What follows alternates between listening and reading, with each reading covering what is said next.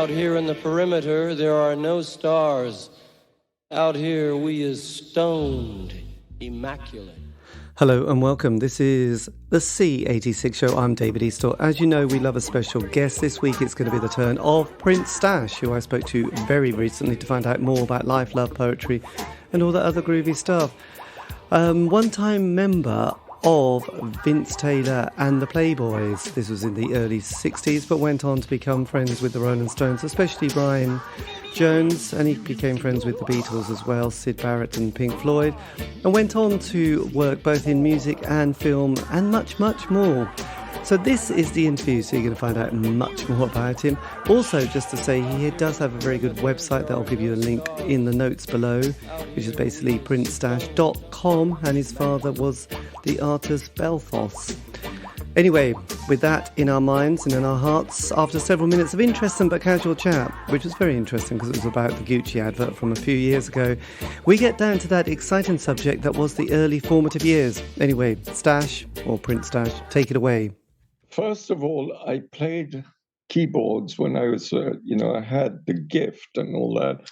But in the 40s, I was born in 1942. In fact, I'm just a week short of my 81st birthday, knock on wood.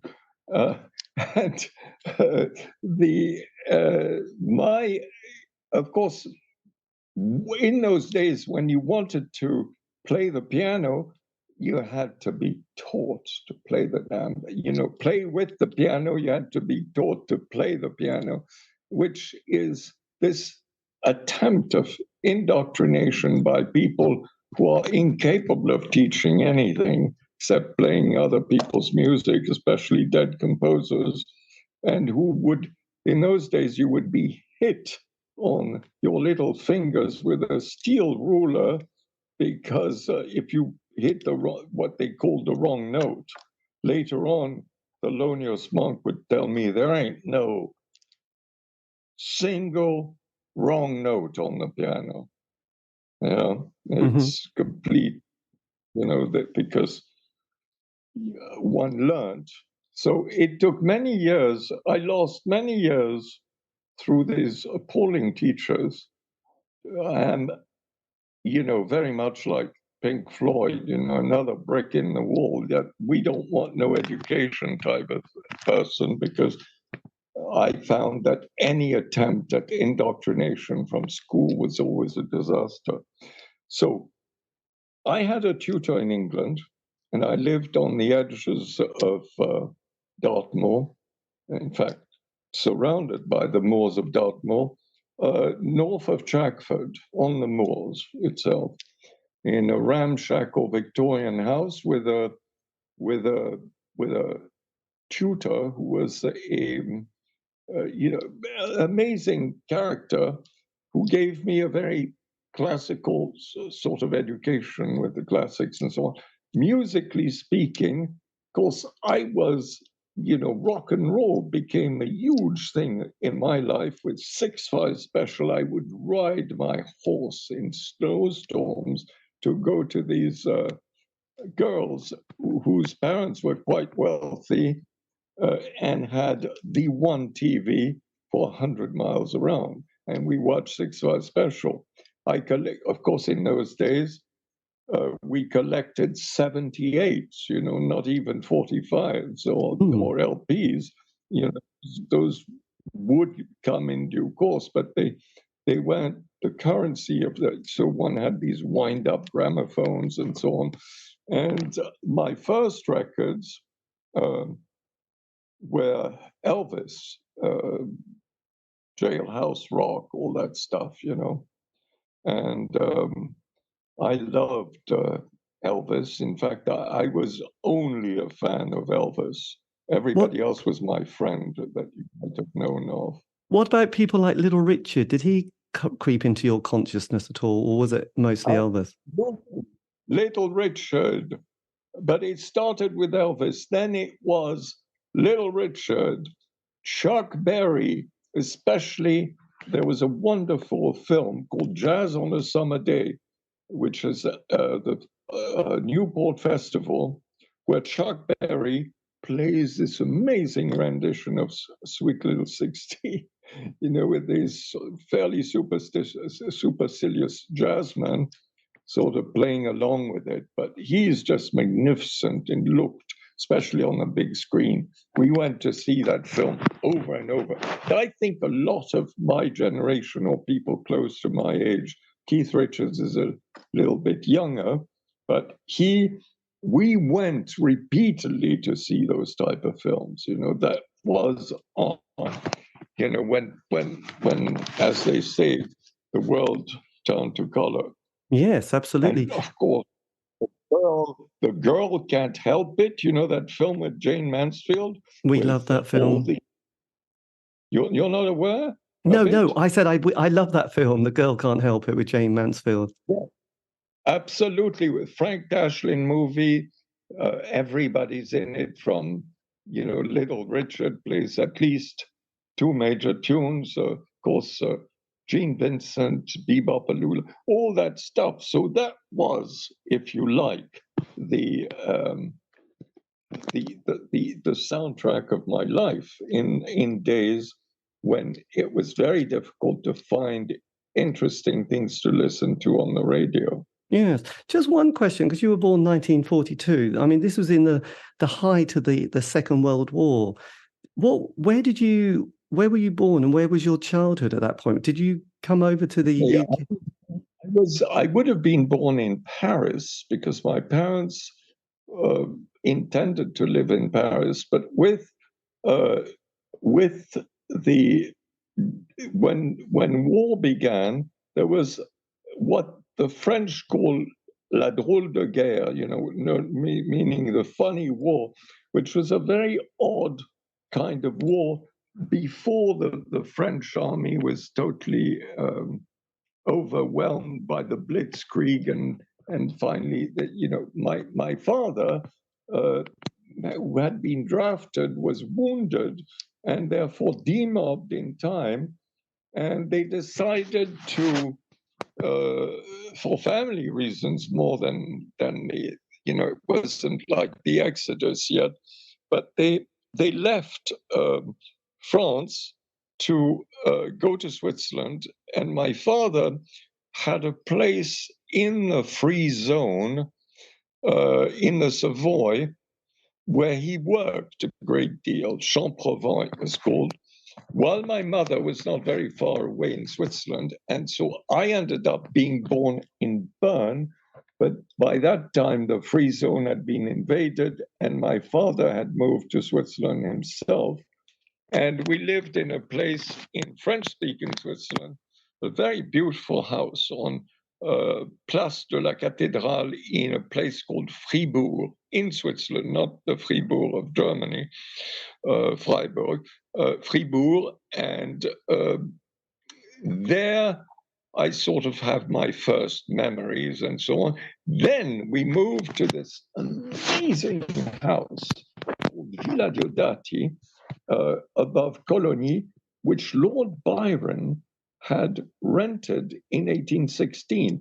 When we moved in, the place was still intact with all the fabrics on the wall that the poet himself had chosen.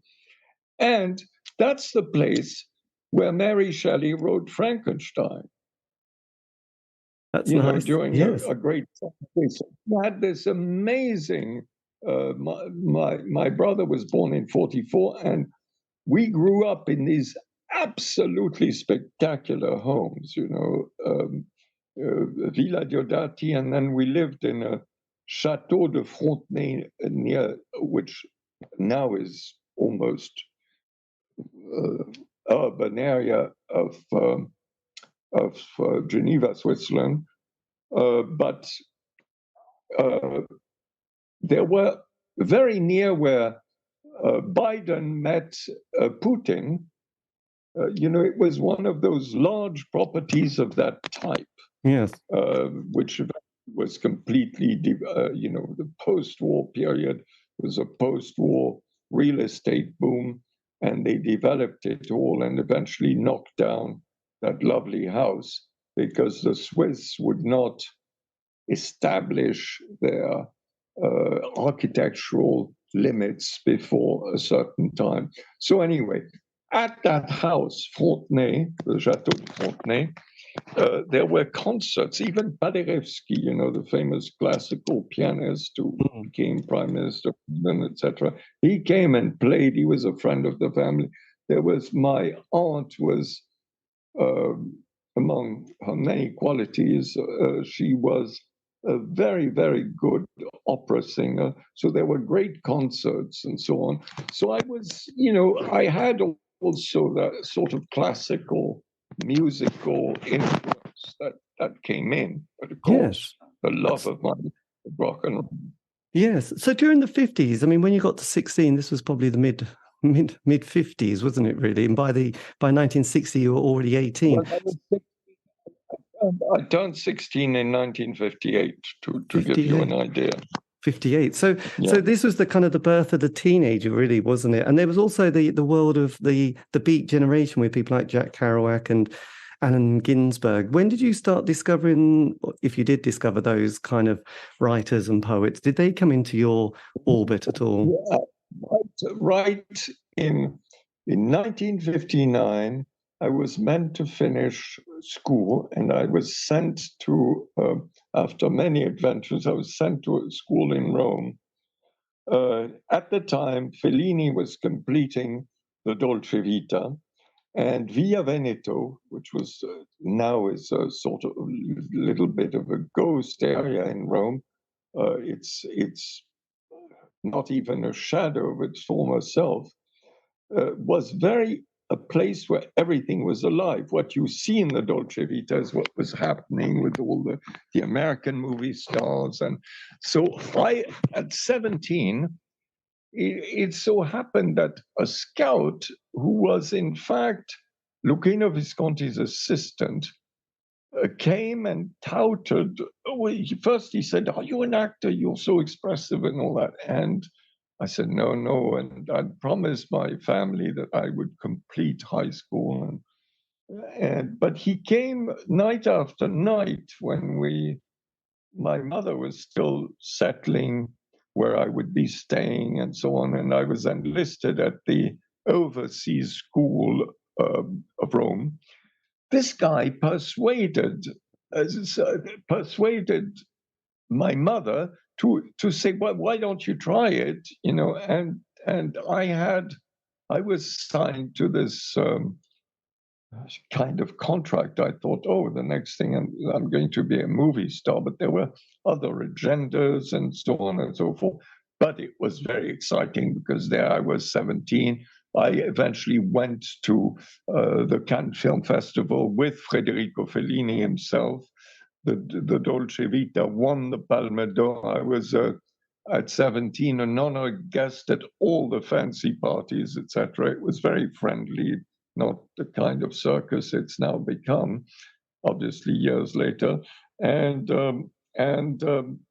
I met everybody who was anybody then, from Antonioni to all the actors, all the Americans, the French, the English, etc., and participated in all these extraordinary events. Then I went to live in Paris, and with Alain Delon, and eventually got to meet again a fantastic set of people. Then I was living sort of the beat life in these left bank hotels and all that, and got to my frequent all the great jazzmen, Harold Nicholas from the Nicholas Brothers, Mesro, all these type of people. There was an African American called Haynes who had a restaurant in Biga.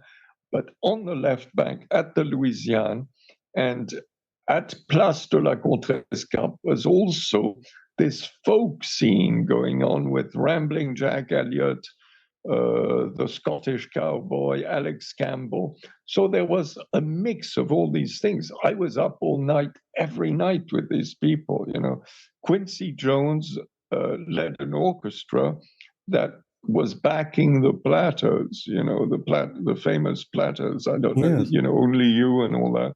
That's that whole fantastic scene of African Americans, the whole, if you will, Paris blues scene that the Martin Ritt movie or Round Midnight movies gave a vague taste of what it was like. And at the same time, there was people like Gregory Corso and Allen Ginsberg were around at this hotel called La Louisiane. And I used to see them, and I used to go to this very famous bookstore on the left bank Was and that buy all Shakespeare? that literature. So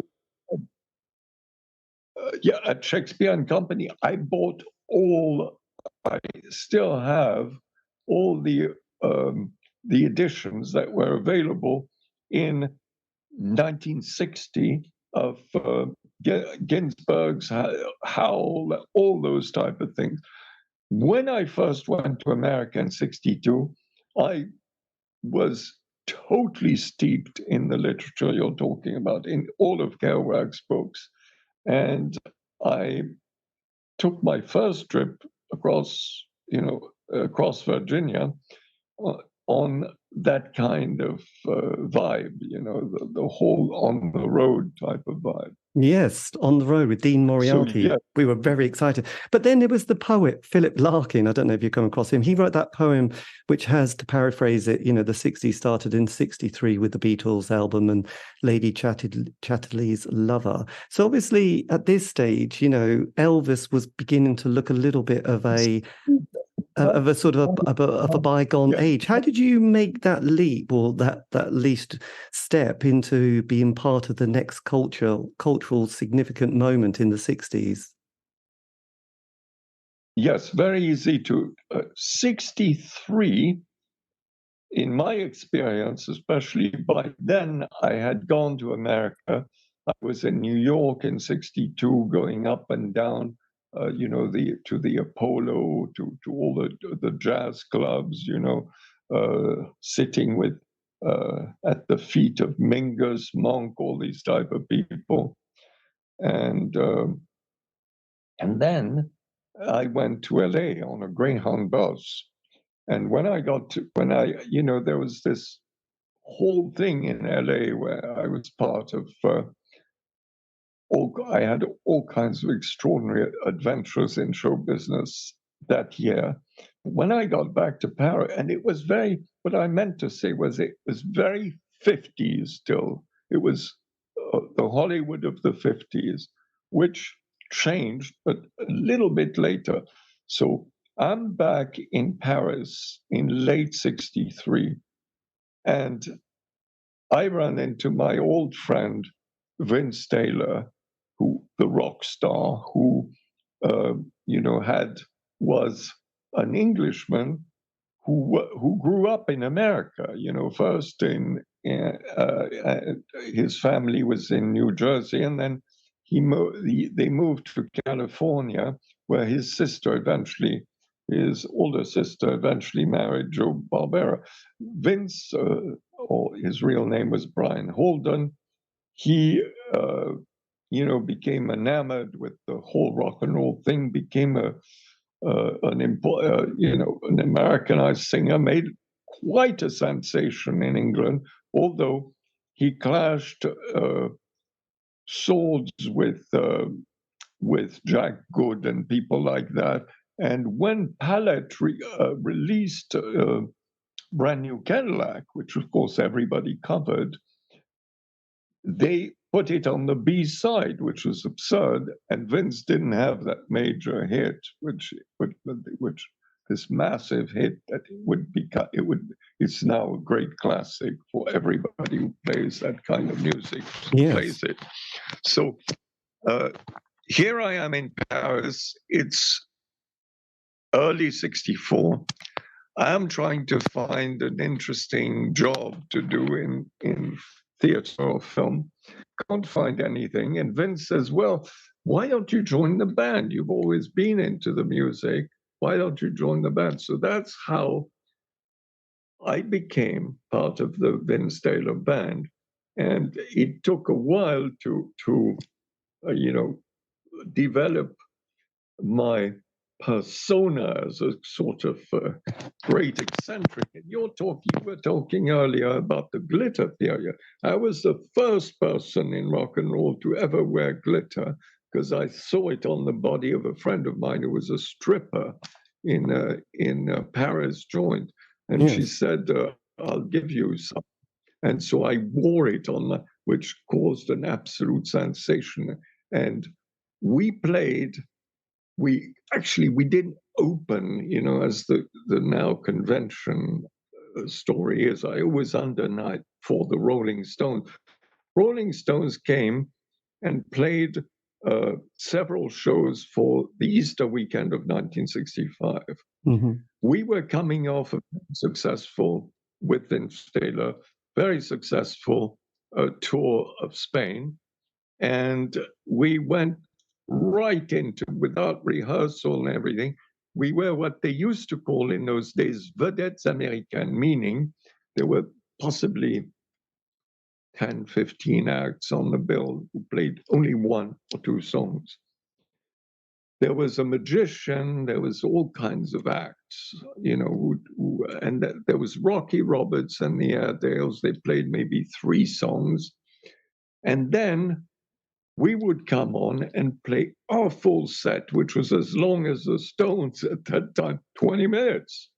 Then there was an intermission, and the Stones had to follow us, which wasn't an easy task for them. And believe me, they stood in the wings glaring at us and observing everything we were doing. First of all, because Vince Taylor was a legend, when they were starting out.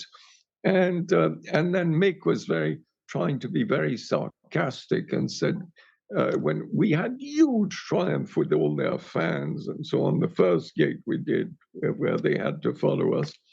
So Mick goes to Vince, coming off the stage, covered in sweat. He says, "You been on?" And Vince, without breaking stride, goes, "No, I've been rehearsing," blows right past him. But at the same time, Brian Jones and I lock eyes. He comes forward and he's exactly the opposite. He's incredibly friendly and complimentary and all that. We become instant friends.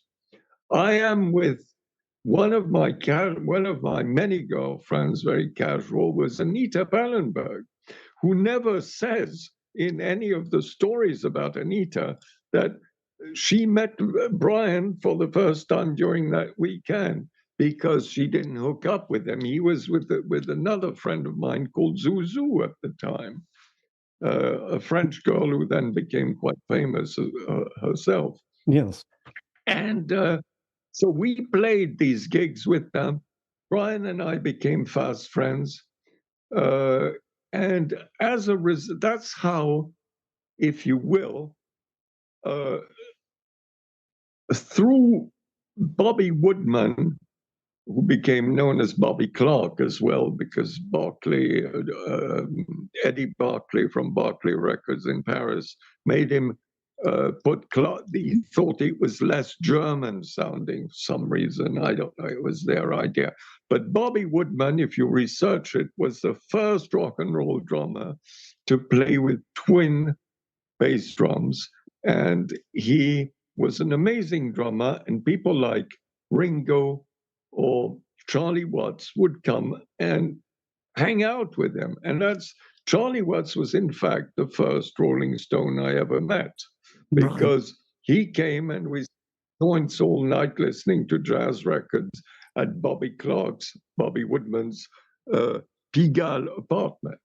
Yes. So, I just got to say about Vince Clarke, because David Bowie has that story, doesn't he, where he sees Vince at some underground station in London. He's got this map that he's looking at, and David thinks, God, this. And he I'll tell sounds you like the he's real lost story. and he sounds like he's lost the plot. So what is the real story on that one with David? Because he always tells that story where you told it. The real story is, Vince, I had a lot of money due to me, and I didn't have a passport. Too long a story to go into with the details. But make a long story short, Vince Taylor says, I'll go to London, pick up the money, and be back in the evening. Instead, he doesn't come back for several days. When he does come back, he's been with Nico, Bob Dylan, and all that. He's ingested a whole bunch of psychedelics. He's been taking speed and he's been drinking.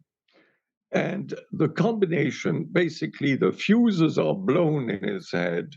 And my intuition was, I said to his sister, because we were playing a major showcase concert, two of those concerts at a place called La Locomotive, absolutely sold out.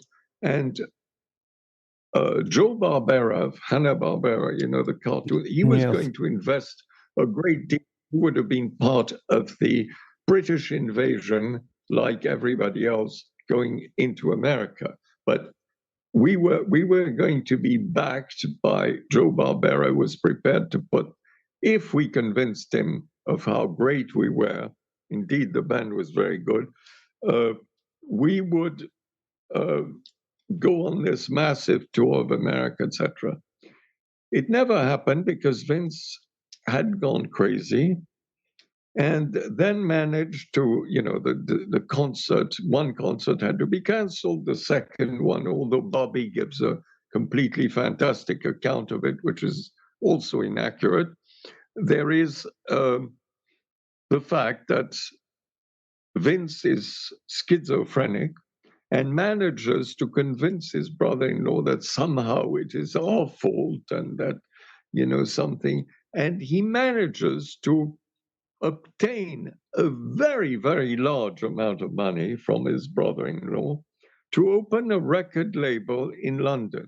So off he goes to London and he rents a sumptuous Belgravia apartment, which he proceeds to trash. And I saw it personally, so I can tell you this is, and the doors, these massive painted mahogany doors that were sawn in half, and a conspiracy theory story is painted all over the walls, linking all sorts of bizarre events, political and otherwise, to this whole thing.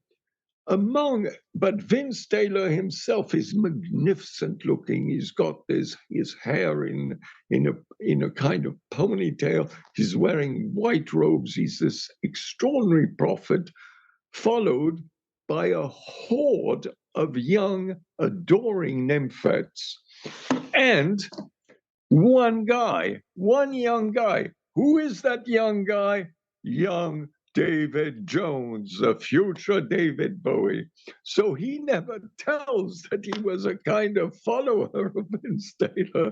Right. Because I picked up those girls and was with, and so I kind of paid scant attention to the future David Bowie at that time. And of course, later on, he, Vince is crazy and so on and so forth. And so David invents part of this story and turns Vince into Ziggy Stardust, which is all well and good. Then Vince was a little less crazy, and we did in 72, 72, we do a comeback tour with Vince Taylor, which is quite successful. And by then, I'm the second singer in the band. And then, funnily enough, I played with the Stones as percussion player in Montreux, and I get offered a job as as a percussionist to go off on this US tour. And I had to weigh my options very carefully because I thought, this tempting offer could lead to an absolute disaster. There was not enough money in it. It would be too much of a possible dangerous spiral into heavy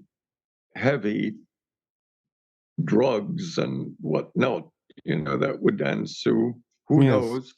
And I was keen to finish what I'd started research on a book for Thames and Hudson, which was my first book on alchemy, called Alchemy, the Secret Art, which a few years ago was reprinted, which had been invariably out of print. And subsequently, I would write several books for them. Yes. But that's another story. On the music side, that's what happened with David Bowie, and later on, in subsequent years, David and I became fast friends. In the 80s. Right. So so during his kind of Let's Dance period, you sort of meet up again. But did you ever see him during his Ziggy Stardust period and LA time, or was it in the 70s, or was it just the 80s you caught up with him? I met David. I hooked up with David again in let me not say something foolish. I think it was in Paris in the 70s, in the sort of late 70s or early 80s. Then he came to live in Switzerland. While he was living in Switzerland at some point, we spent a lot of time together. He would come to my mother's villa, which was sumptuous on the lakes on the Lake Léman between Geneva and Lausanne. And many, many extraordinary things happened. I don't know how much we can talk about these type of things. What sort of things happened during your moment with David? Because it's always fascinating, his kind of period in the 80s, in his Let's Dance to the beginning of Tin Machine.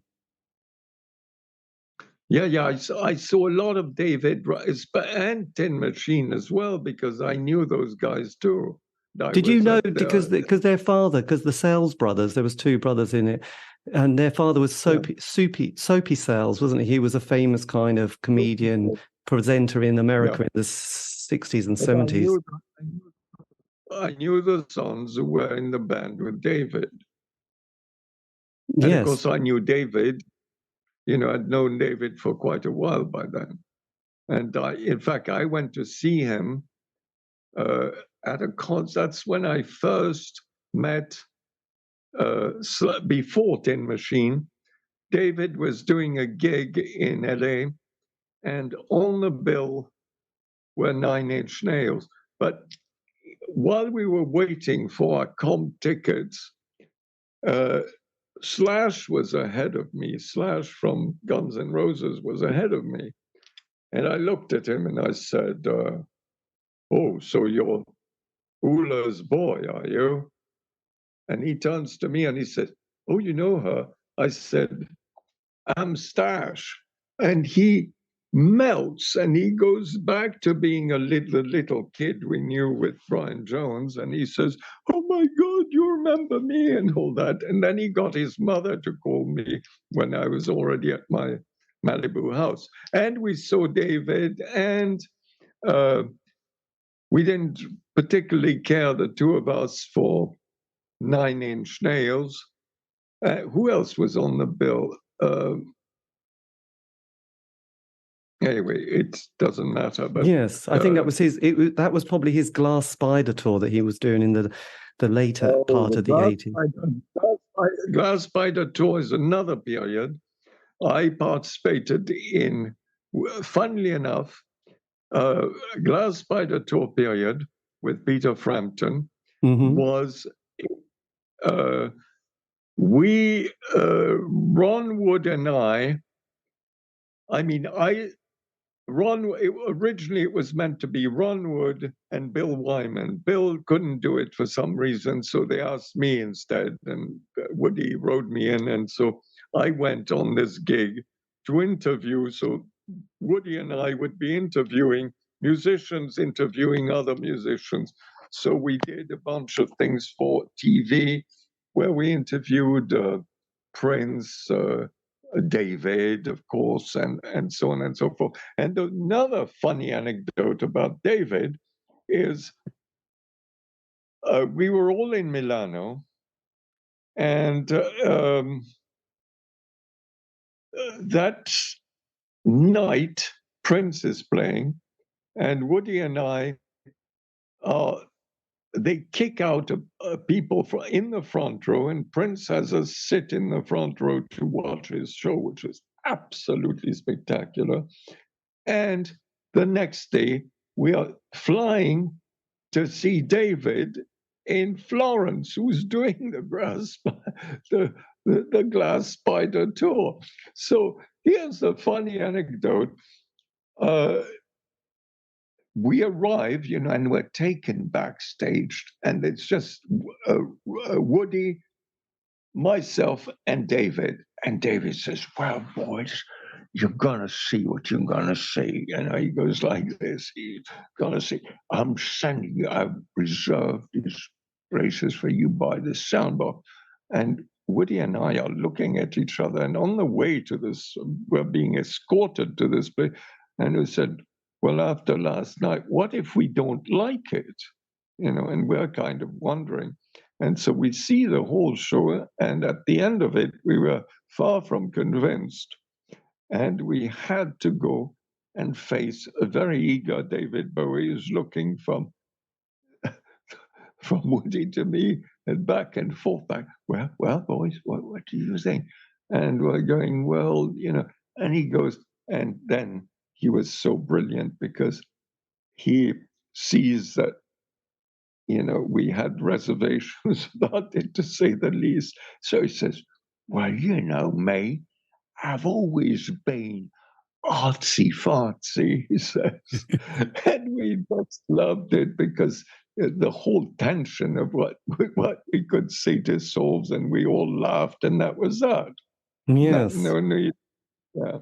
That must have been amazing. Because during, obviously, you've spoken quite a lot about your time, with Brian, which must have been quite an intense time with the Stones, and then obviously with Syd Barrett. I mean, by 67, this was kind of the summer of love. You also did a single, didn't you, in 66? Were you also... 65 was my first single. My first single was penned by Johnny D. Do you remember who Johnny D was? Yes, Johnny D. Yes, he was quite a character, wasn't he? Johnny D wrote "Don't Bring Me Down for the Pretty Things," if you recall. Yes. And Johnny D had wanted to produce a single with me, and so he flew us I came back from LA, and by then I'd turned down being the lead in the Monkees. I don't know if you know that story. Yes, I've heard the story of the Monkees, which is quite exciting. Did you just think that was not for you? Was it the authenticity that you needed? I wanted, I'd been in coming off the Vince Taylor thing, I was into this real avant-garde type thing. I was a member of the Groupe Panique of Jodorowsky and had done this amazing happening at the American Center, which was a sensation. It was a one-night thing. It was just absolutely extraordinary. There's an account by Jodorowsky of that, where he says, well, everybody that's on that stage would give you another account of it because we all had a different experience. But it was absolutely extraordinary. There are bits of film that survive of that and lots of photographs. And I played a very important part in that. So I was very much into this avant-garde type of scene. And so when I get to LA and we're gearing up to do shows, the Everly Brothers had taken us there. And And Bob Rafelson and Bert Snyder, who invented the Monkees and were gearing up to do the show, were touting the Monkees as the film Hard Day's Night, which I had absolutely adored, with the Beatles. So they said, it's going to be Hard Day's Night every week. So I thought, oh, cool, this could be really good. But when I read the script of the pilot, I thought, what a piece of trash. This is unbelievably uncool. It's not going to even get on the air, This is ridiculous. And then there was a small matter when you're 22, 23. I wasn't yet 23 at the time. You had to sign what seemed to be a really long contract. And I thought, I don't want to be trapped in this thing. And so I turned it down, much to their consternation and dismay. And to tell you the truth, they were very unhappy with me not doing it. Well, I would imagine, yes, after all that. But then, this was before they found Davy Jones and all that. I was very much the person they approached about this project. Yes. So anyway, back we are from that, and that's my first single was in Copenhagen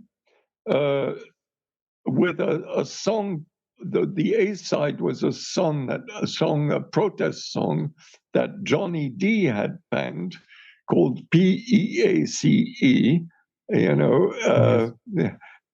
the B side was a live version of Chimes of Freedom, backed by a very famous Danish band called the Defenders, who were like the kind of Beatles of Scandinavia.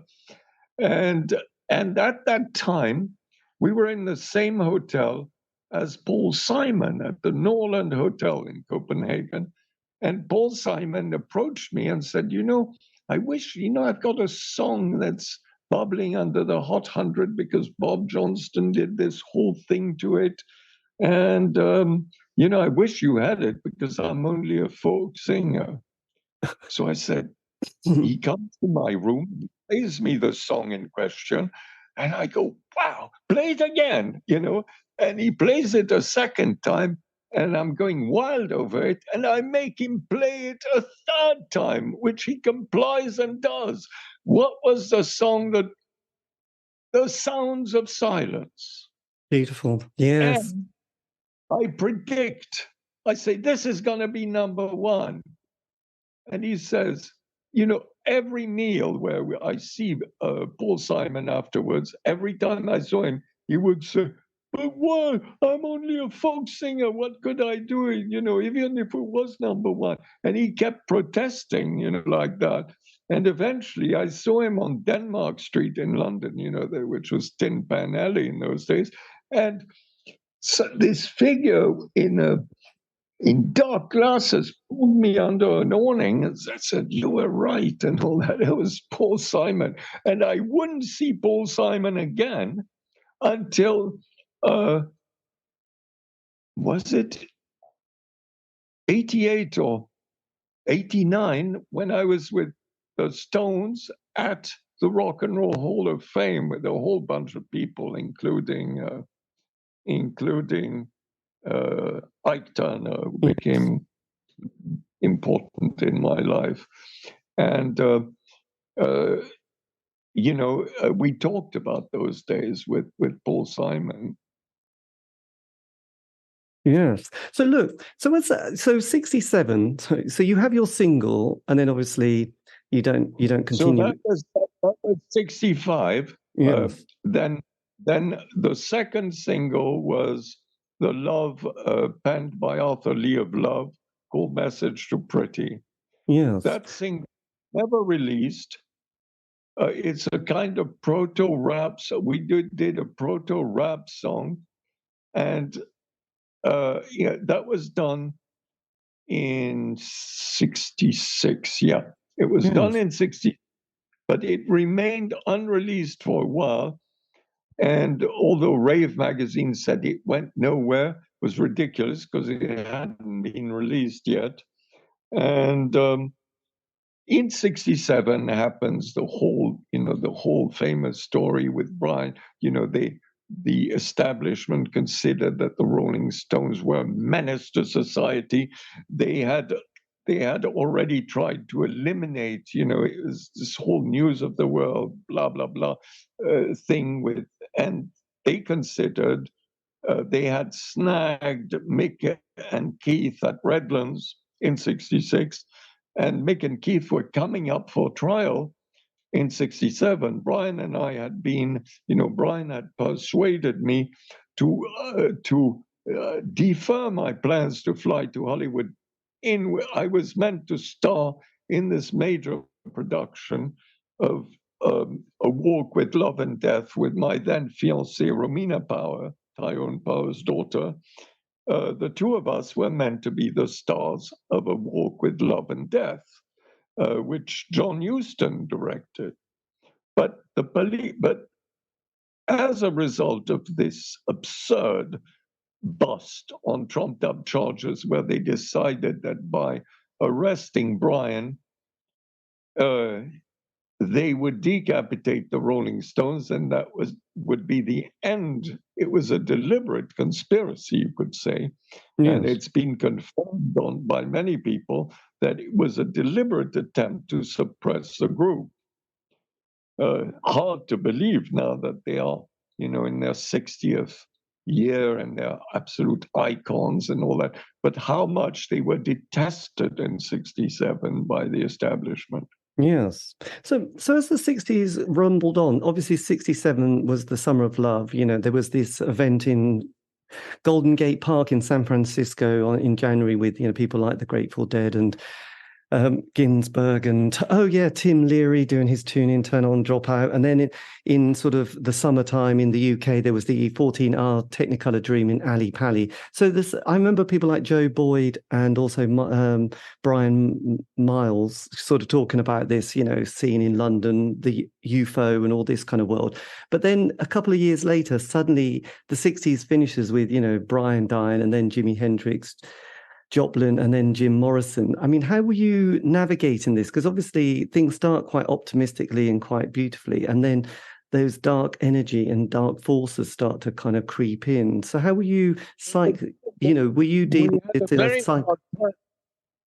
Remember, Brian and I had a very hard time in '67 navigating this absurd bust, and he took a turn for the worse because he took the wrong advice, he took the wrong substances, and had very, very bad legal advice. And by the time, at the end of the famous drug busts. Let me emphasize that whatever we were used to doing on that particular occasion, we were absolutely innocent. There was no drugs other than what the Scotland Yard, this infamous corrupt drug squad.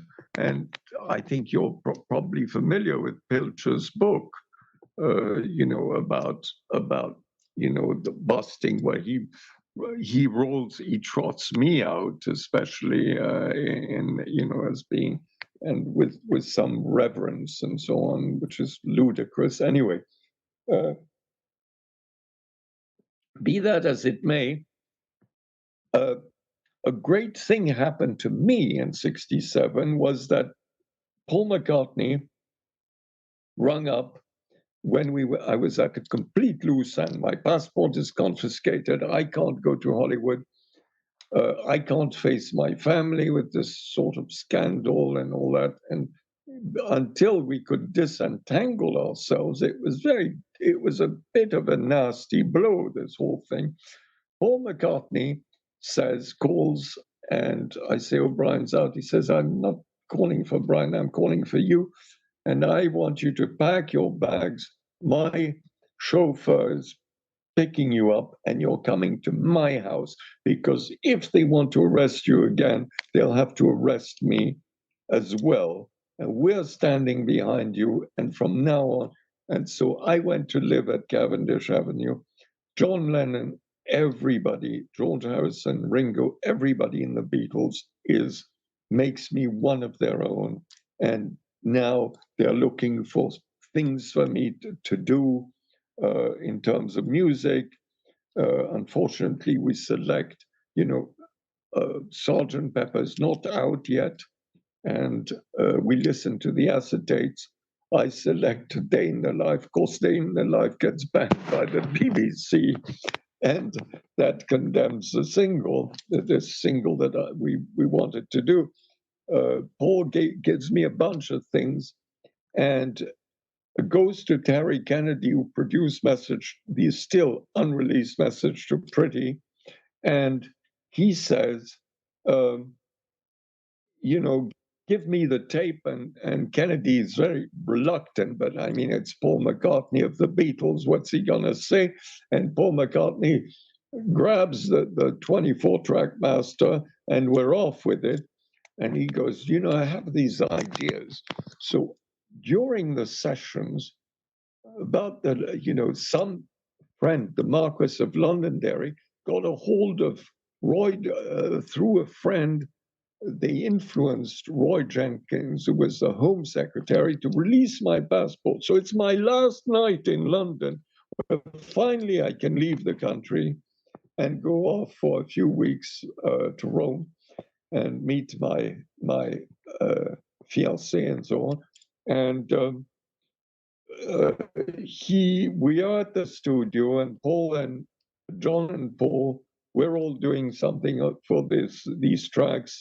We Love You and Dandelion, which is a single that's being released with Love You, with the jail doors clanging, and you're familiar with all that, I presume. Yes, absolutely. And I was also in a commercial for this subsequently for some Mini Cooper, where I was, with the inscription, "We love you." Anyway, that's another story. But my last night, it's getting so late after these sessions that we haven't gotten around to working on my stuff, which Paul is holding these masters. And they turn to me and say, "Well, Stash, if you've got to go, you go, we'll do these things ourselves." And Mick grabs it and ominously drops it on the ground, in the studio. I thought, "Oh, hell, this is not good omen." And indeed, somehow everything that was done disappears, never to be found again. Oh, that's so not that. That kind of sad, because the Beatles had given a lot of stuff, and it was tremendous fun. Yes, absolutely. But only returned towards the end of October of '67, where they decided to, they didn't have a case against me. They dropped all the charges. And I rushed to Brian's side and say, "Listen, we've won.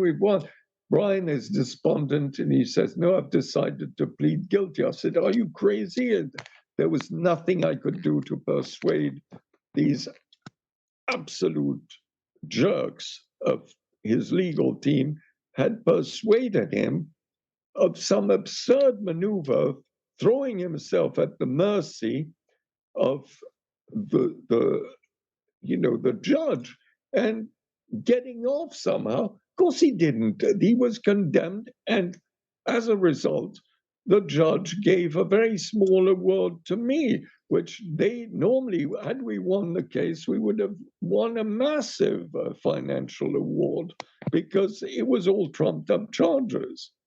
And Brian pleads guilty to something that he's not guilty of, and it's the first bloody nail into his coffin, believe it or not. It's just dreadful. I mean, it is so, I insist on that because, all these things, UFO and all that stuff, is a meaningless sort of background thing with the tragedy that is now evolving. By then, late October 1967, Brian has less than 2 years to live. Do you realize that? And is now decaying is hounded by the police. Trumped up charges are again brought up against him. By that time, I'm in the Himalayas and so on, and powerless to do anything for him. By the time I finally returned, Brian was at his farm in Sussex.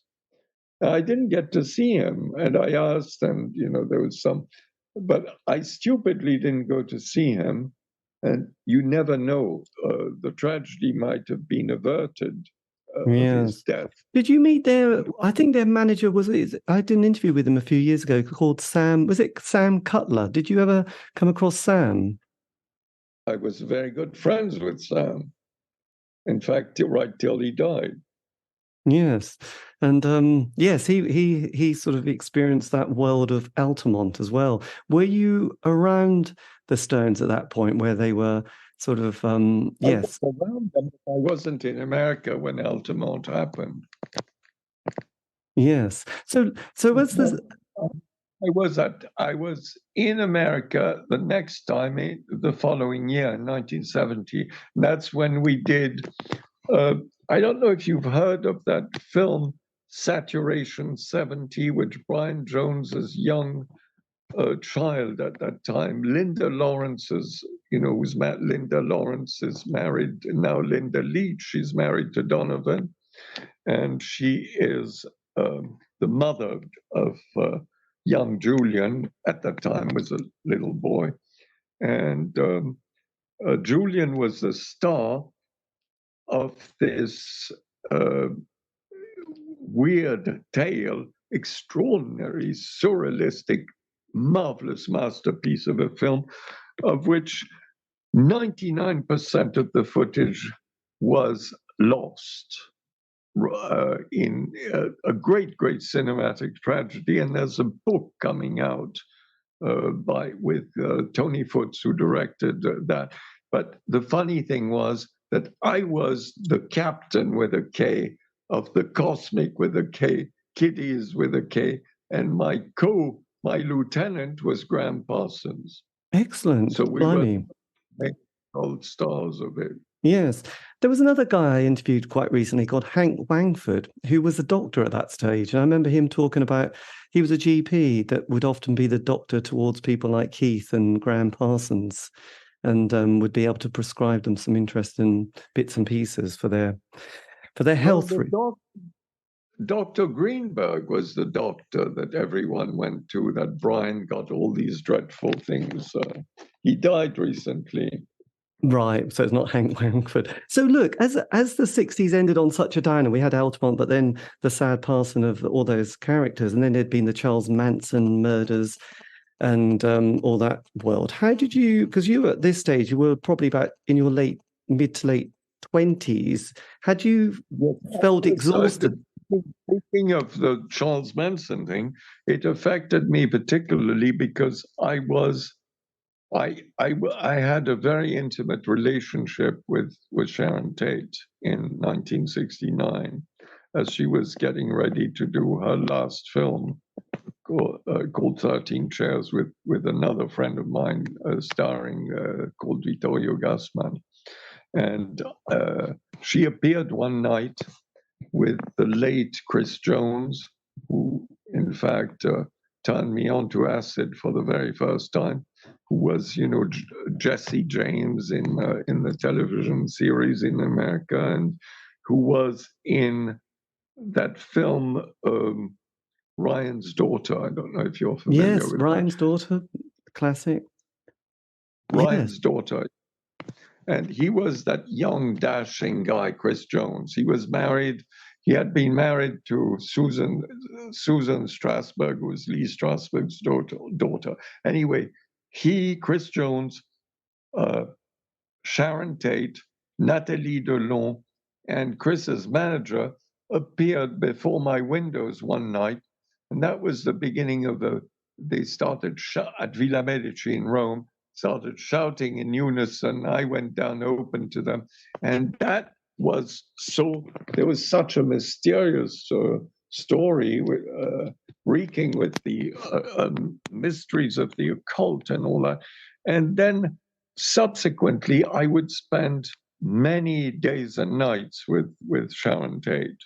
Yes. And so when I found myself at the Duke of and Duchess of Bedford's place at Woburn Abbey, and having breakfast in the Canaletto room, the newspapers were delivered. There was this gruesome account of Sharon Tate's death. This coming in the wake of, Brian having died, which was just one appalling blow after the other. Yes. And so Sharon, my mind simply refused to take it on, that Sharon now had been murdered. I thought, what kind of movie is that? The brain does funny tricks like that, and you're thinking, are they talking about a film? What the hell is this? Sort of thing. I couldn't for a moment, I absolutely couldn't comprehend, or my brain refused to accept it. It was awful. So what were your... That's why the Manson thing, when you're mentioning Manson and you're mentioning that, of course, I'm thinking Sharon Tate because, I had also been a very close friend of Roman Polanski, who introduced himself to me back in 1959 at that Cannes Film Festival. Amazing. So you and were your parents at this stage, were they slightly worried about you? Because obviously, you in your 20s, you were having quite a wild life.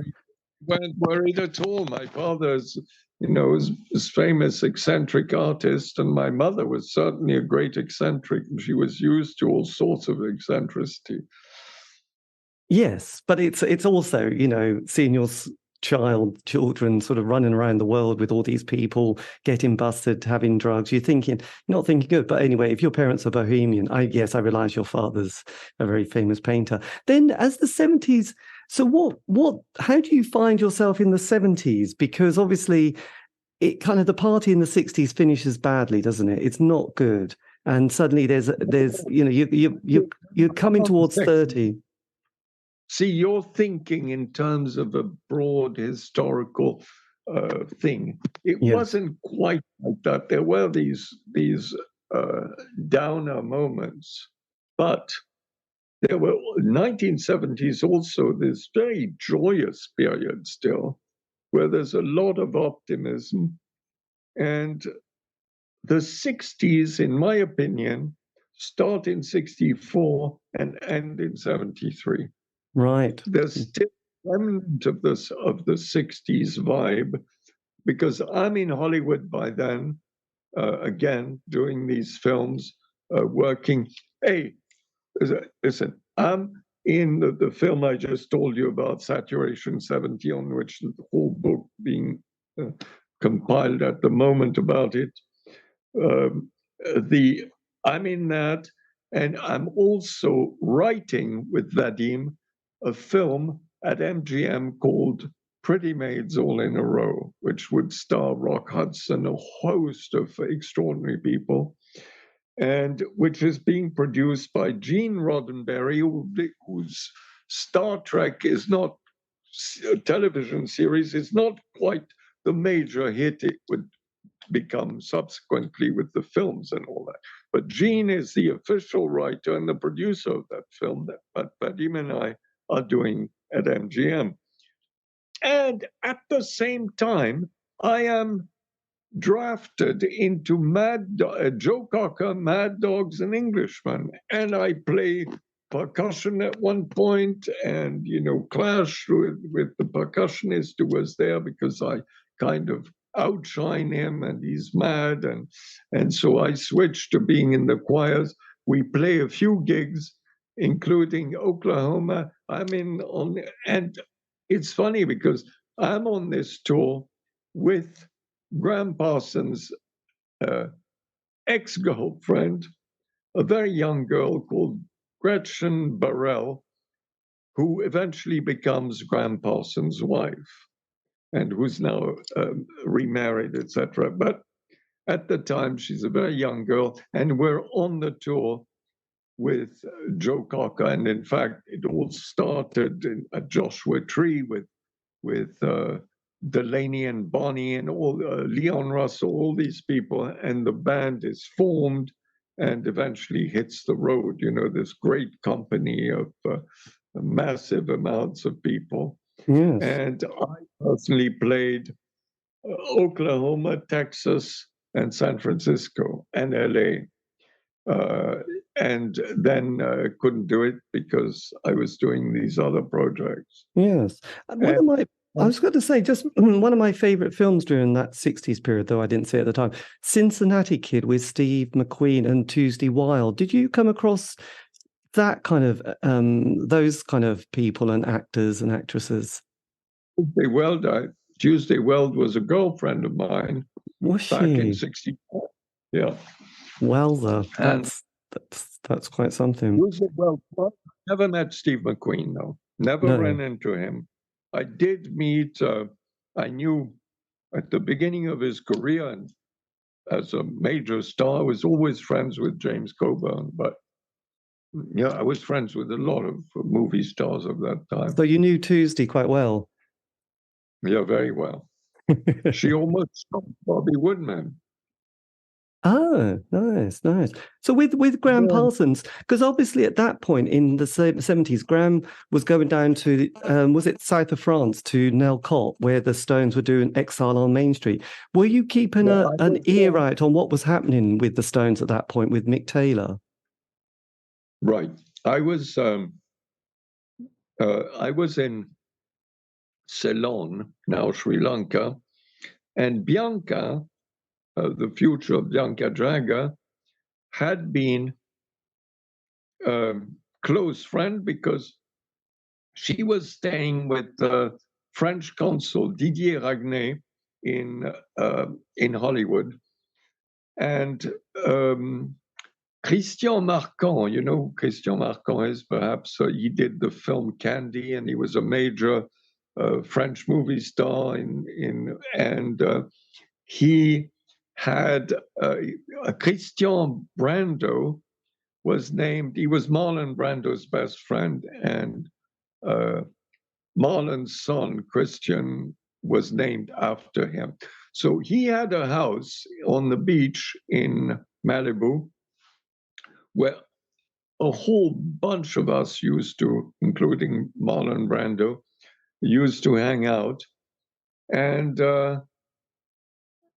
in fact, there was this whole scene going on, you know. In fact, the speakers that had seen the murders of Sharon Tate and the others on Cello Drive were in Christian Marquand's living room, oddly enough. Blimey. It's a bit weird, isn't it? Yeah. Did you... So you were asking about Nelcott and Graham Parsons going down. I got back I went to Ceylon for the first time in 71, and I'd known among the people that we saw at that beach house I was telling you about, was Bianca, who then was introduced to Mick subsequently by Donald Campbell, who co-directed Performance with Nick Rogue, you know, with Mick and James Fox and Anita. And Mick thought Bianca was amazing and introduced her to Mick, and the rest was suddenly, those two were getting married. And Bianca was looking for me, but I was, you know, in those days of no communication, and, you know, she couldn't find me, so I missed the wedding in Saint-Tropez. But Anita tracked me down on my return to Rome and to Villa Medici. Anita Pallenberg tracks me down, and Keith and Anita get on the phone and says, "Come on down, we got this amazing place, you should come and spend the summer with us." So that's what I did. I jumped in my brand new Corvette convertible and drove down from Rome to Villefranche, and therefore witnessed the whole circus at Nelcott. Right. You know, including the arrival, this rather, there was a bit of tension by then between Graham and I, because he was stupidly jealous of the fact that his ex-girlfriend, now his wife, had been my ex-girlfriend, so, and I had put her in the Vadim movie, Right. Pretty Maids All. So there was a bit of it, and Anita and Keith didn't, it started to, the relationship with frayed a bit, and sadly, Graham had gone into a phase of his life which wasn't the best phase ever. Let's put it that. So, because you mentioned the Joshua Tree, I remember when we went there once, we went to, was it 29 Palms, and saw the place that he sadly passed away, which was, yes. I did an interview just the other day with that guy, with a guy who was celebrating, who I guess used my interview to broadcast it live, at this celebration of that whole scene. And they've painted all of us who were in that film in Saturation 70 along this bar. There's a big mural there. Yes. Did you, how we kind of spiritual cosmicness? Because at that time, a lot of people were getting into orgone energy, earth mysteries and magic. There was the sort of Aleister Crowley world as well. Did you sort of also want to and find yourself sort of veering into some otherworldly things? Because I went to the Joshua Tree once and had a gong bath, and everyone there was talking about just going off in UFOs as if it was just catching a bus and going down the street and coming back again. Did you experience any of that yourself? Well, that's what Saturation 70 was about, if you will, oddly enough, the film I'm telling you about. And so we experienced some of it, but the Crowley thing that you referred to,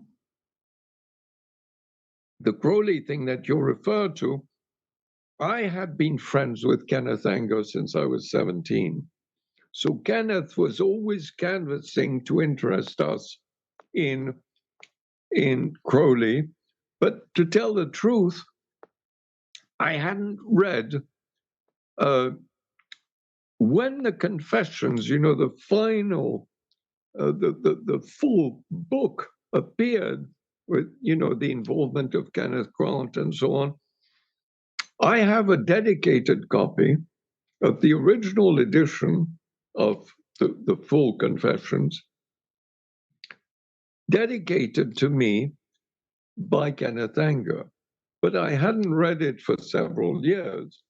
So my interest in Kenneth Anger was not, despite this constant prodding on Kenneth Anger's part, he didn't really get much of a response from any of us on the Kenneth Anger type thing until much, much later. And I started, and then I got really interested in Aleister Crowley, whom I found to be an incredibly amusing fellow, who's, a lot of people, especially Americans, take him so seriously. And he was a master joker, in the best English fashion. And constantly, if you read his works with any attention, you see that he has a great deal of sense of humor. And that did bit him in the ass, because in reality, calling yourself the wickedest man in the world could not amount to anything fabulous, because it just went completely awry eventually. And, but that's another story. But, in the years, when I actually moved and got my house in Malibu in the late 80s, I started avidly, I had the means to do it, so started avidly collecting first editions of Crowley and the rest of it. Yes. Blimey. That's so. Did you, as kind of with that period you talked about Hollywood in that early 70s, as we sort of progressed towards that latter part, were you still sort of traveling at that stage, or had you settled down anywhere? No, I spent the 70s. My last stay in Hollywood for 10 years was 1970. So I left Hollywood and the whole scene. When I say Hollywood, I mean the whole LA scene, if you will. And I didn't come back because I discovered on the way out from LA, I had this strange thing in my head that I had to go to Ceylon, where right now in the biographies, they confuse the fact that I lived in Ceylon for 10 years, uh, you know, obviously seasonally, but I lived there for many months at a time, every year from 1971 to 1980. And so now people get it wrong, and they're convinced that Brian Jones was coming to visit me in Ceylon, which is completely erroneous. I went there in the first place inspired by the fact that he'd been there and that he told me about it and the rest of it. Yes, absolutely. And so I ended up finding this house, restoring, this private island, restoring this palace built by a French count who was married to Lady Mary Byng, who was Queen Victoria's maid of honor. And I restored it and lived there until 1980. And then I had this strange premonition that things, although I was sorely tempted to spend the rest of my life there and to build a house in the highlands, I had this premonition that things were going to go really awry because of the political tension with the Tamils, and indeed this tragic war ensued, and the country completely changed character. But I knew it very well. At a point, I was quite fluent in Sinhala. I've forgotten most of it, although kitchen. I know lots of easy sentences, etc. I couldn't read or write, but I could speak, and so on. And then I spent time with, during those years, I spent time with people like Arthur C. Clarke and so on and so forth. Right. Yes. So those kind of, just going back slightly, that period where you had the Andy Warhol and the sort of the Velvet Underground, and then you had those theatre companies like the Coquettes on the West Coast with people like Fayette and my interaction with Andy Warhol starts with, I don't know if you've seen the rabbit shots in Paris. That's there at a nightclub in Paris with all these celebrities, and somehow we got enrolled in '65 to do that. And I was interested in Andy Warhol only peripherally because I was interested in Edie Sedgwick, who was a real beauty at that time. Yes, she was very good. Did you also come across the Coquettes and that San Francisco? Because you talked about performance art, and I just wondered how far you went with that world. No, I didn't. When I was in San Francisco, we played the Fillmore West and Winterland, but I never went anywhere. I didn't know. I liked, of course, listening to and so on the bands like the Jefferson Airplane, and I listened to the Early Dead and so on and so forth. But I didn't know anybody in those bands at all. The bands that I knew were West Coast bands like the Byrds, friends who were the Byrds, Love, the Turtles, the Grassroots, all those, the Chambers Brothers, and the likes. Those Frank Zappa, Mothers of Invention, all these people, I got to know in 1970 Jim Morrison and the Doors, but not before 1970, and only very superficially Jim Morrison. I wasn't very impressed with him, particularly as a rock performer, but I loved his poetry. Yes, absolutely, absolutely. He wanted to be Rimbaud, you know, he didn't want to be a rock star. He wanted to be a little poet, didn't he? So when did you relocate to, you said you were in Switzerland during the 80s. Was that was that a big shift in your life? I was in Switzerland on and off at various times. When David was there, I spent a bit of time in Switzerland in the early 80s. Right. And then what was the move? Because you've now got the castle. Was this something that was part of the family estate, or was this something that you bought? It was part of my father got the castle when he was the head of the French Academy in Rome, which is sort of the equivalency of being the art ambassador.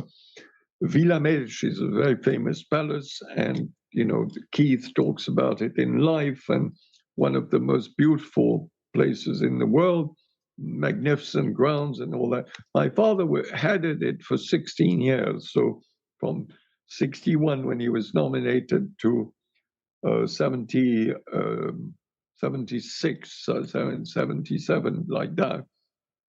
But he had thought that his tenure would come to an end much sooner. So he'd been looking for a place in Italy, and he had purchased, he looked at maybe over 60 properties because they didn't want to sell the castle. And but the owners decided to sell in 1970, and my father bought it then. So it was already part of the castle. And before he died, my father decided that he would do a division of his goods, and he gave the castle to my brother and I. He wanted his wife, my stepmother, to have the Grand Chalet in Switzerland, and which their daughter, my half sister, would inherit. And that's how I got the castle, and with my brother. And friends said after my father died in 2001, they said, "Well, you're a criminal if you don't spend more time in this magnificent place." So my wife loved it, and we started to spend more and more time there until it became a place where we would spend half the year. Right. And that's what, since then, apart from the pandemic, where obviously I couldn't return from, all flights were canceled. So I stayed at my beach house in Malibu during that whole time. Nice. Well, that's not a bad place to say. And in the 90s, what was your sort of kind of direction and art form or sort of spiritual practice in that period from the, for the last 20 years? In the 90s, I directed and starred in a film called The Shining Blood, which had a bit of an accursed life. It's a cult film, but it fell into what you call due to circumstances that probably are too boring for your show and your listeners to hear. It's a very technical showbiz type of tale. But let's just put it this way. Hollywood would have wanted me to be an action star, said, "Oh, you have all the equipment. Why do you do it things like this and like that?" And we were somewhat, so to speak, critically trampled, and I never made another film as a director because I didn't return my investment. So that was the beginning of the. It started, we started working on it in late 91, worked on it through 92, came out in 93 in limited, went to Cannes and all the rest of it. And then we fell, there was an executive and a studio, blah, blah, blah. The whole thing fell into this dark hole with a whole slate of pictures. And oddly enough, I've got a very good soundtrack from this film that Johnny Lee Schell, who played with so many famous, a friend of Keith Richards, Johnny Lee Schell's very great Texan guitar player. He played with Bonnie Raitt, he played with John Fogerty, he played with lots and lots of bands, and a major, major player. And he did the soundtrack. And of course, I don't know if you're aware of a band called the Dirty Strangers, which I produced their Oh, first yes, album. this was in the 80s, wasn't it? Your production work. This was with Ronnie, isn't it? With Ronnie and Keith, yeah. That's the Dirty Strangers. And they brought out... I did the Dirties, if you look it up, the Dirty Strangers' first album, I financed it, produced it, and did even the artwork for it. Yes. And created a label called Thrill Records, which in America became my company, Thrill Entertainment. My God, I did not know you did Thrill Records as well. Blimey, that was quite something. So is music something that you're still working on to this day? Yes, you haven't heard anything that I've done recently? Not recently. Look up on YouTube. There's a series of it doesn't look like much because the guy unless you have the app and you have this 3D thing, the guy whom I accepted to do these shows with is somebody who's doing 3D filming. He has a special 3D camera, so he doesn't switch angles because you're supposed to give the impression when you put on the whole rig on your head that you're sitting in the room with the person you're watching. And he posted recently, for instance, a track of me playing this difficult to get harpsichord, which is a professional rogue instrument. So I play, the thing with music is I have a gift that I can play original music, say in the Baroque idiom. It just comes like turning on a faucet. I just play it. It's a sort of meditation. By the same token, coached by Ike Turner, I'm able to play guitar in that way but I've concentrated much more on playing keyboards. So I play I play, jazz piano and stuff like that. But I never play anybody else's songs. I just play my own music. Yes, well, absolutely. Ike Turner plays a big part in your life, doesn't he, on a musical journey? And what we have forgotten to mention is that before rap even had been thought of, Brian Jones and I had an idea in '67 that he had an idea that it was supposed to be not a solo project necessarily, but he saw it as a Rolling Stones thing. So he encouraged me to write these sort of psychedelic lyrics and to deliver them as a kind of proto-rap way. And he composed all this avant-garde music. Unfortunately, when we were busted at Courtfield Road in that absurd 1967 thing, these things, who knows where they ended up, and I've never been able to trace back if the reel-to-reels have ever survived. But it would be so interesting to find them because we had really cool avant-garde stuff that we recorded together. Yes. I was going to say, yes, after you, sorry. So what happened also is that I also later on had an idea musically. We're talking about music now. I had an idea in the 90s to do something about Padmasambhava, who brought Buddhism to Tibet, and to present the story of Buddhism arriving in Tibet and being faced not by human opposition, but by an opposition of the divinities of the old religion. So, how could you do this without words, just with dance and music? So, I invented a way of playing an electric sitar using a slide and open tunings. And I've got some very, very bizarre and interesting music, which I then married to uh, uh, Indian percussion. Yeah. Because it couldn't be ethnic music per se. You had to come up with a completely original form. You couldn't take Tibetan music from, say, the Buddhist period and use it. That wouldn't have been right.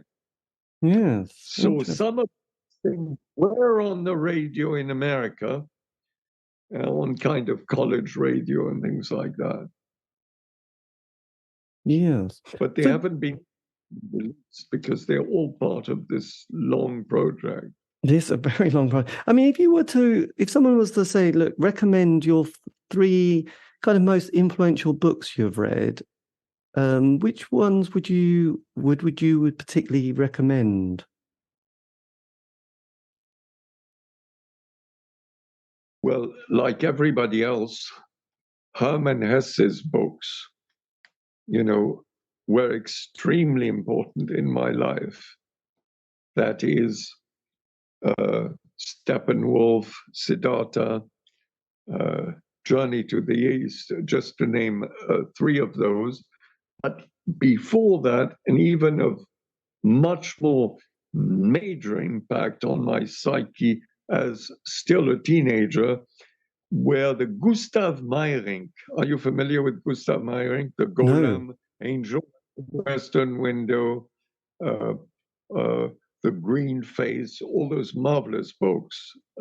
He was a great influence on Kafka. He was a very, very famous character, Gustav Meyrink. Yes. A great spiritual And your person. third author? My third author currently is a man called Peter Kingsley, who is a scholar of the pre-Socratic philosophers and whose incredible books challenge the nature of the perception of so-called reality. And in fact, his book, Reality, is not something you can read casually. It's something you have to study and really kind of practice. And I am utterly fascinated by Kingsley's work. Yes, absolutely. And 3, and what just on the roll here, artists, which artists would you, painters, sculptures, who would you particularly recommend? Well, nobody in the modern world, that's for sure. I'm not really interested by any so-called contemporary painters or anything like that. And but I am the people that are of great interest to me are people like Hieronymus Bosch, because Hieronymus Bosch has this whole free spirit background, the Garden of Earthly Delights and so on is something. The Goya dark, the black paintings, the of course Piero della Francesca and Rosso Fiorentino. A lot of people, we have in this castle a Rosso Fiorentino original fresco of Jupiter riding the eagle. It's funny because on this TikTok thing, that is probably the reason you're asking me. They are so the convention, the restrictions of their community standards are such that even 500 to 600-year-old artworks can be deemed offensive if there's any nudity in them. So Wow. we live in an absurd world, I'm telling you. It's yeah, that We is live strange. in a stupid. Yeah. Yes. And if if you ever looked at any of those TikTok videos, there's a massive one which is very poorly filmed deliberately to blur out things that could give offense. And indeed, they took it down all the same because they could vaguely discern what they took to be naked boys or something, which are cherubs, holding up a shield in the distance on a fresco. And then there was an ancient gun, 17th century gun on the wall, uh, and they said, "Oh, there's weapons in it as well." I Yes. mean, what a world! What a silly, silly world. Yes, it's Where, very strange. It's so. Did you, within your kind of life, hitting 80, has there ever been a period where you've been particularly sort of down or depressed, or just thinking I can't go on anymore? Just wondered if there'd been any, because obviously there's been a huge amount of highlights and incredible stories, but has there been any moments where you've been completely lost? Not at all. There were moments of incredible loss, but you were found again. And oddly enough, depression is not really, I don't fear anything. I don't fear death. I find it's just a passage, and I don't worry about so many things that people it eats them alive. I'm never really concerned about any of them. What I'm concerned with is the kind of stupidity that seems to pervade the zeitgeist of today, which has, especially in America, a neo-puritanical bend, which, us free-spirited old hippies and bohemians find extremely reprehensible. All this modern, the tragic things that have occurred recently, where people get dragged out for things they said, cancel culture, all these things are deplorable. I find that appalling. And if I stop to think of it, it's very easy to get enraged. But then you fall to the level of these idiots who engage in these matters with emotions, which is a big mistake, because that's how we end up at war with one another and start, oh, these guys, this one is bad guy. The coin has two sides, but the coin is one. So to blame anybody is always a big mistake. But the zeitgeist takes on this self-righteous type of thing where all kinds of people,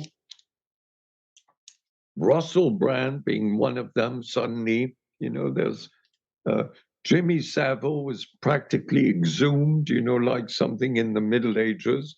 Whereas, yes, there's deplorable things that did happen, but Jimmy Savile wasn't all bad. Jimmy Savile was somebody who raised an incredible amount of money for charity, was sincere. Whatever his faults might have been, putting that in quote marks, he wasn't necessarily a bad guy, but that's all they see. He's now, you practically have to dig up his body and burn it at the stake, like they used to do, in the old witch periods. That's an extreme example, but you have this kind of. A friend of mine, an actor, was in this Danny Masterson, Bijou Phillips's husband, in other words, John Phillips of the Mamas and Papas, Yes. son-in-law, he's now languishing under a 30-year condemnation because he allegedly raped some of his girlfriends whom he was actually having an affair in their sleep or something like that. I mean, those allegations, this whole thing, nobody wants women to be harmed and to be submitted to violence or anything like that. But there are some weird agenda where people come out of the woodworks 20 years down the line to complain about some alleged trauma, and and immediately the world we live in, the corporations immediately cancel you without you being. There's no presumption of guilt of innocence until you're proven guilty. It's the other way around. You're guilty, and by the time you're proven to be innocent, it's too late. You've lost your job and everything else. You've It's lost it absurd. all. It is so absurd. And just how it's tricky. I know social media. Just imagine that in the 60s, it would have been a very different decade. Completely different. You cannot imagine. I mean, looking back, I think, oh God, we were awful to girls. We behaved in such a nasty. We disregarded and so on. There's something to be said about that. But come on, there's no reason that years later you should be incriminated in that way. It's a weird thing that's going on that we're witnessing, David. There's a transition. And how did you come across Sandy, your fantastic kind of brand person? How did she come into your life? Because she's quite incredible, isn't she? She's amazing. And I'll tell you what happened. I am part of a group in America. In fact, as soon as we finish, I'm jumping onto our meeting with these people. I'm part of a community whose acronym is METAL, the METAL, Yeah. which is media, entertainment, etc., etc. It's all these different entrepreneurs and among which there's a certain number of rock stars like Kenny Aronoff and people from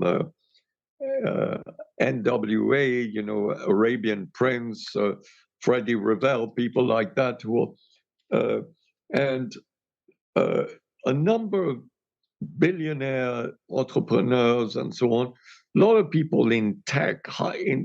To me, joining that community which is led by a guy called Ken Rutkowski and another friend of mine who is his absolute partner, even partner, 50-50, they own this company, is a man called Will Henschel. I don't know if the band London Beat rings a bell with you. Yes, it does. The white guy who wrote all those hits, those #1 hits, is Will Henschel. He is the other guy and the reason that I got into metal. I was invited to be in there, and Ken Rutkowski's partner and future and wife is Sandy Grigsby, who is my creative director, editor, cinematographer, etc. She is the person. I wouldn't have even known about any such thing as social media. I don't even have a smartphone. I have a fairly dumb phone, which I never carry. It's not my culture. I don't want to be that accessible to every call you and say, "Hey, how are you doing?" and all that. My feelings about that. So Sandy came into my life. In fact, she said, "Be sure to mention your website that you got to visit princestash.com, that she's Yes. She's brilliant at that. And she's running this whole thing, and it's been a fabulous ride. And she has she's extremely good at it, has an infallible instinct of her generation about this sort of thing. And she's, of course, there's people who are absolutely besotted with her and who, for some reason, she's favored. She has a special weakness, possibly, for me, and she's refused to do it for other people who admire everything she's doing with me. She doesn't want to do it for other people because it takes a lot of effort. Yes. But so TikTok. So do you film it and then she works it and films everything and she puts it together. Oh right. She runs the site. And, she asked me, how do we respond to this and that? But there's so many hundreds and thousands of questions and answers. Like tonight, I'm doing, is it tonight? Yes, at 8 p.m. Italian time, 7 p.m. your time, I'm doing a live on TikTok. Right. There you go. So is Sandy based in Italy with you? At some point. What? I said, is Sandy based in Italy with you?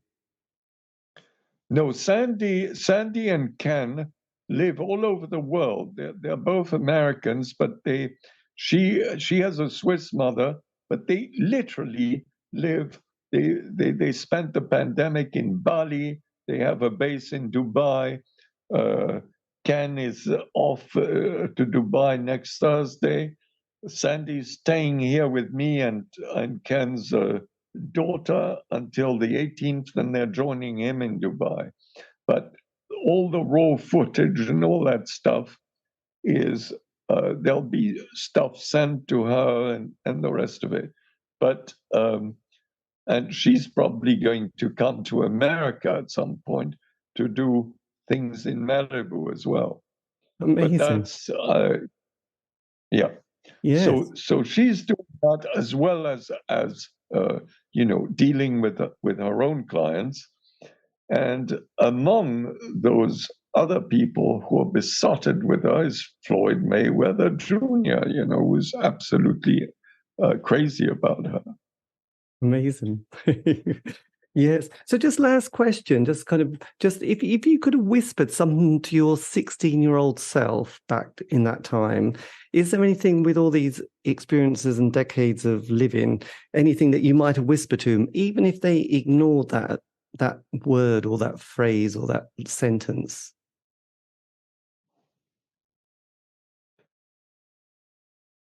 How,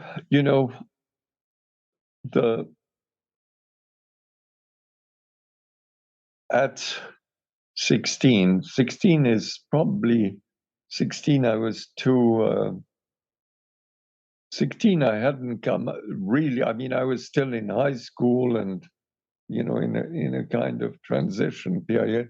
It was at 17 I could whisper to beware of various lures, thrown at one, promising fame and fortune, which have other darker, what you would now, using the language of today, they'd say, that had a darker agenda. It did have a darker agenda in a certain way. Yes. So, there's a certain thing that coming from my milieu and being precipitated in show business that when you barely turn 17, there's many things I know now that I had to learn how to navigate them. So it would be very difficult to whisper any kind of the kind of wisdom, if you will, that I could impart today would be quite unintelligible by my 17-year-old self. Yes, but fame, yes, as Bowie once sung. And that, dear listener, I know, is the end of the interview, apart from a few more chats that we had afterwards, just about this and that. But anyway, it was an emotional and long goodbye. And that, dear listener, was me in conversation with Prince Stash, talking about his life in music, life, culture, films, and so much more. Hopefully we'll have a book out one day. Well, he's already had several, but you know what I mean, a biography. And yes, so there you go. The website I'll put in the notes below, but it is princestash.com. Do find him on TikTok, which is also a very good website, or not website, but app with lots of his little posts. And this has been the C86 Show, David Eastaugh. If you want to contact me, you can on Facebook, Twitter, Instagram, just do C86 Show. All these have been archived. Yes, indeed. So you can find those on Spotify, iTunes, Podbean. It's true. Anyway, have a great week. Stay safe.